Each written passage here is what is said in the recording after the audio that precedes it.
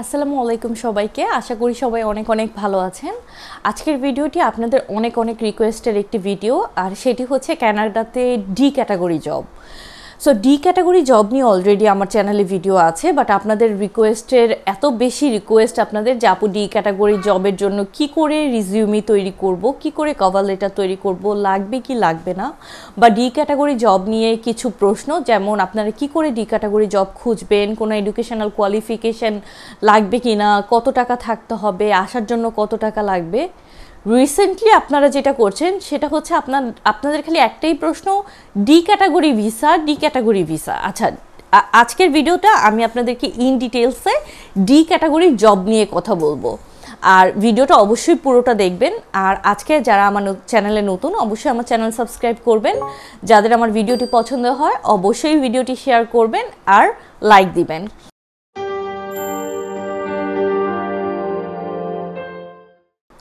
So ফার্স্টে আপনাদেরকে আমি ডি ক্যাটাগরি নিয়ে একটা জিনিস ক্লিয়ার করছি। ডি ক্যাটাগরি জব বা চাকরি আসলে ABCD এই কয়েকটা ক্যাটাগরিতে কানাডাতে কিছু জব র্যাঙ্কিং রয়েছে বা জব রয়েছে বা NOC কোড রয়েছে, যেগুলোর থ্রুতে আমরা আসলে কানাডাতে অ্যাজ এ ফরেন ওয়ার্কার্স জবের জন্য চেষ্টা করি।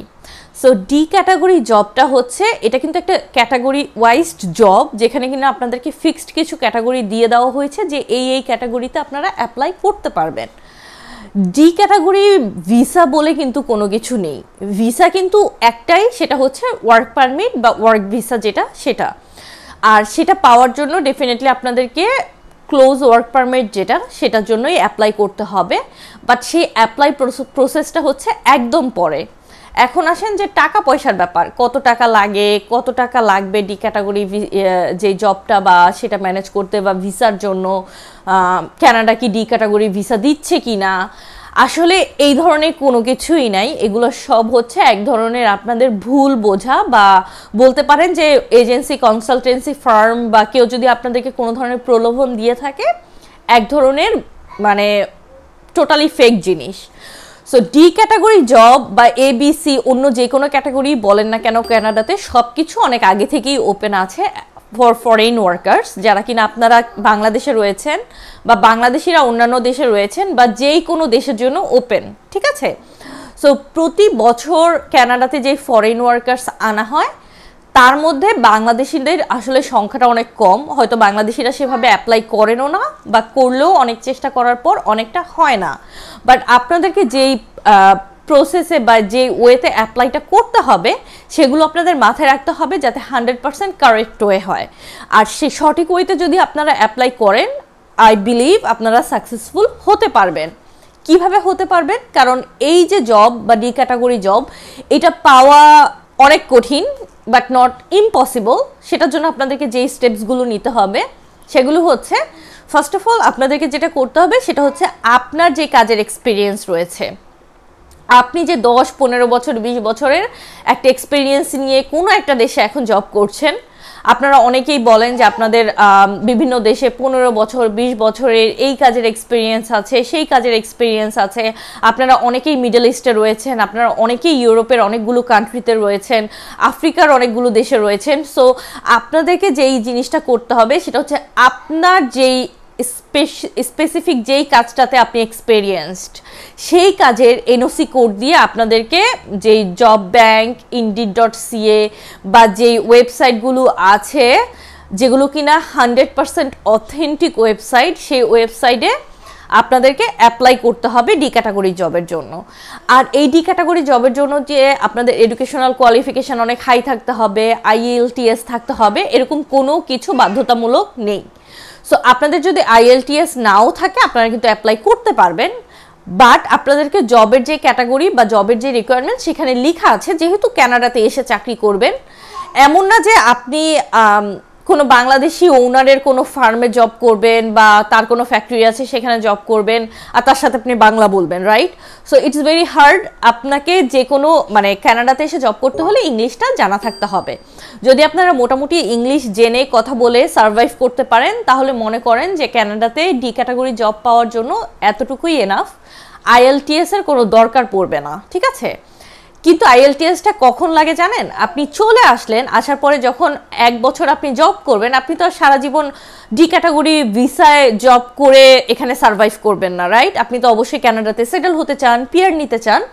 তখন গিয়ে আপনার আইএলটিএসটা বা ইংলিশের একটা রিকোয়ারমেন্টস থাকে, যেটাতে পিআর অ্যাপ্লাইয়ের সময় ওই ক্যাটাগরিটা আপনাকে ফুলফিল করতে হবে। সো সেটা হচ্ছে পরের বিষয়। যখন আপনারা ডি ক্যাটাগরি জব পেয়ে যাবেন, কানাডাতে এসে জব করবেন, 1560 ঘন্টা আপনাদের চাকরির বয়স হবে, তখন গিয়ে আপনারা পিআরের জন্য অ্যাপ্লাই করতে পারবেন, বা প্রভিন্সিয়াল নমিনি প্রোগ্রাম বলেন, আন্ডার এক্সপ্রেস এন্ট্রি বলেন, দেয়ার আর ফিউ ওয়ে যেখানে আপনারা এখানে সেটেল হওয়ার জন্য পার্মানেন্ট যে রেসিডেন্সি কার্ড সেটার জন্য অ্যাপ্লাই করতে পারবেন। Then there will be certain requirement, সেগুলো হচ্ছে ডিফারেন্ট জিনিস। বাট ডি ক্যাটাগরি জব নিয়ে আপনারা যারা আসতে চান, আপনাদেরকে যেই 1 নাম্বার জিনিসটা করতে হবে সেটা হচ্ছে ফার্স্টে একটা রিজিউমি তৈরি করেন। আমার ওয়েবসাইটে রিজিউমিটা দেওয়া আছে uscanadavlog.com। আপনারা সেখান থেকে রিজিউমিটা পিডিএফ আকারে ডাউনলোড করে সেইটা থেকেই কিন্তু আপনারা ডি ক্যাটাগরি জবের জন্য খুব সহজে রিজিউমি তৈরি করতে পারবেন। সেটা হচ্ছে যদি আপনাদের এডুকেশনাল কোয়ালিফিকেশন যতটুকু থাকে সেখানে ততটুকু লিখবেন, এক্সপিরিয়েন্সের জায়গায় যতটুকু থাকে ততটুকু লিখবেন। আর উপরে যে ডেসক্রিপশনটা আমি দিয়ে দিয়েছি সেটাও খুব শর্ট করে যে কোম্পানির জন্য অ্যাপ্লাই করতে চাচ্ছেন সেই কোম্পানি অনুযায়ী খুব সহজ ভাষায় ছোট করে লিখবেন। রিজিউমিটা অবশ্যই 2 পেজের বেশি করবেন না, 1 পেজের মধ্যে করতে পারলে ইটস বেটার। কোনো কম্পিউটার স্কিল থাকলে সেগুলো লিখবেন, ল্যাঙ্গুয়েজ স্কিল থাকলে সেগুলো লিখবেন, যেই ভাষায় আপনি কথা বলতে পারেন। সো এই জিনিসগুলো রিজিউমিতে ইন ডিটেলস দেওয়া আছে। রিজিউমিটা তৈরি করা হলে আপনাদেরকে যেটা করতে হবে, indeed.ca তে যেতে হবে। আপনার এনওসি নাম্বারের লিঙ্কটা ডেসক্রিপশন বক্সে আমি দিয়ে দিব, কোথায় আপনি আপনার এনওসি কোডটা খুঁজে পাবেন। সেখানে গিয়ে দেখবেন যে আপনাদেরকে minimum high school diploma or কোনো ধরনের এডুকেশনাল রিকোয়ারমেন্টস নাই, শুধু আপনাদেরকে আপনার জবটার মিনিমাম, মানে আপনি ধরেন অ্যাজ এ ওয়েল্ডার আসতে চান, ফর এক্সাম্পল অ্যাজ এ মানে ফ্রুট স্পিকার আসতে চান, ঠিক আছে, বা ফার্ম জব নিয়ে আসতে চান, তখন সেখানে দেখবেন শুধু রিকোয়ারমেন্টস যে রিলেভেন্ট এক্সপিরিয়েন্স থাকলেই হবে। সো জবটা রিলেটেড যদি আপনার 2 ইয়ার্সের এক্সপিরিয়েন্স থেকে থাকে, 1 ইয়ারের এক্সপিরিয়েন্স থেকে থাকে, জব ডেসক্রিপশন বক্স চেক করবেন, একটা জবের জন্য এক ধরনের এক্সপিরিয়েন্স, এক ধরনের রিকোয়ারমেন্টস। সো সেগুলো দেখবেন। আমার অগণিত ভিডিও আছে, প্রায় 4-5টা ভিডিওতে আমি লাইভ দেখিয়ে দিয়েছি কি করে আপনারা জব খুঁজবেন, কি করে আপনারা সেই ডেসক্রিপশন বক্সে একটা ইমেল অ্যাড্রেস দেওয়া আছে, সেই ইমেল অ্যাড্রেসে সুন্দর করে প্রফেশনাল ওয়েতে একটা ইমেল লিখবেন, আপনার রিজিউমিটা অ্যাটাচ করবেন, তারপর সেই কোম্পানিতে সেন্ড করবেন।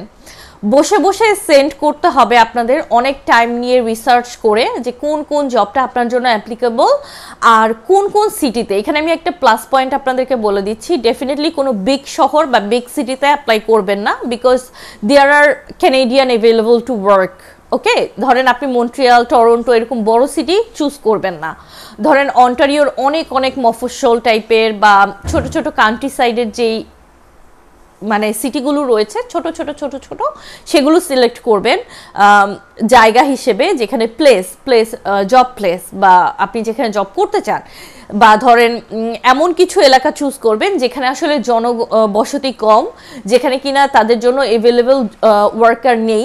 সো তারা ফরেন ওয়ার্কার্সটাকে আসলে এলএমআই এর মাধ্যমে বলেন বা কন্ট্রাক্টের মাধ্যমে বলেন নিয়ে আসা হয়। সো এই জিনিসগুলো মাথায় রেখেই আসলে ডি ক্যাটাগরি জবটা ডিপেন্ডস করে যে আপনি কোন সেক্টরে, কোন অফিসে, কোন প্লেসে অ্যাপ্লাই করতে চান বা কাদের কাছে অ্যাপ্লাই করতে চান।